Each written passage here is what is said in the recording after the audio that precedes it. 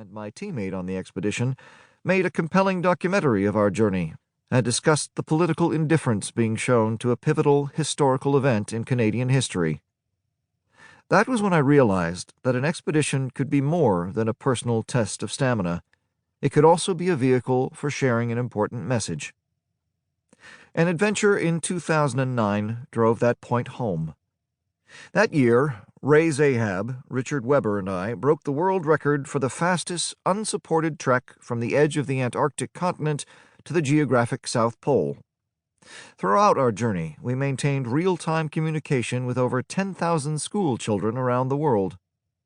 By the end of the journey, we'd garnered a staggering 1.5 billion media impressions.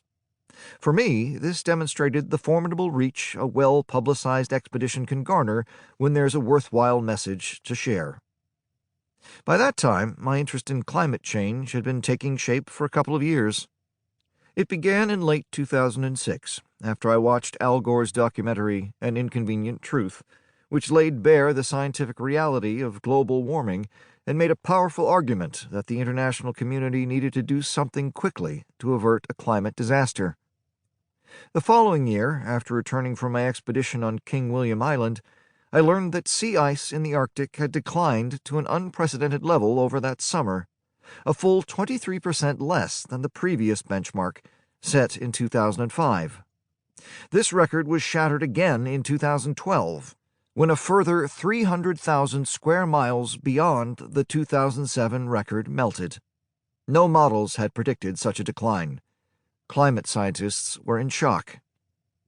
That was when the seed of that idea, planted in 1997, began to grow.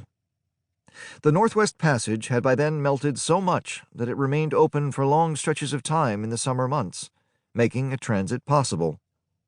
If someone could make it across the Northwest Passage in a single season solely under human power, a preposterous notion just a few years earlier, the adventure would capture world attention and convey an irrefutable message.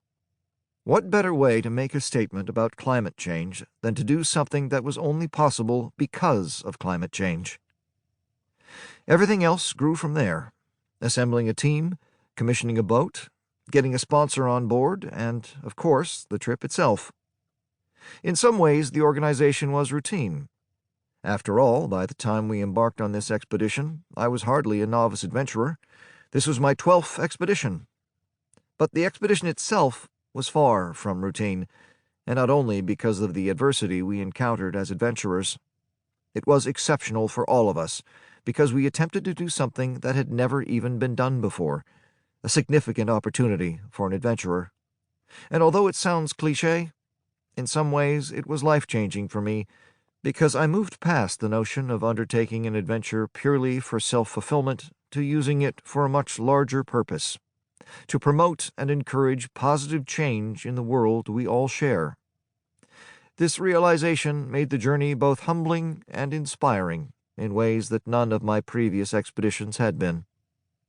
I can't say that one of the things my time in the Arctic changed for me was my own opinions, because my opinions on climate change were well set before I headed off. But what did change was my sense of urgency.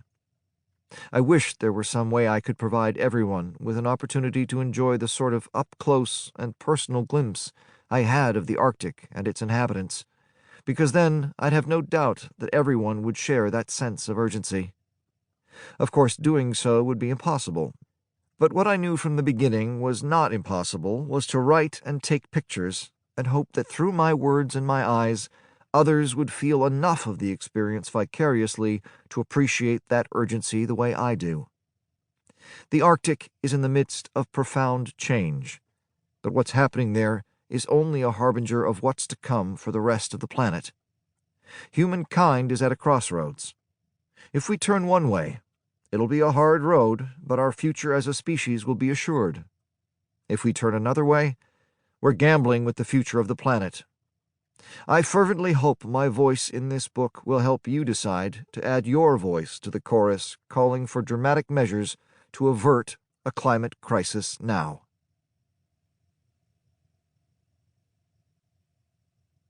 Chapter 1. A Last First. The tortured form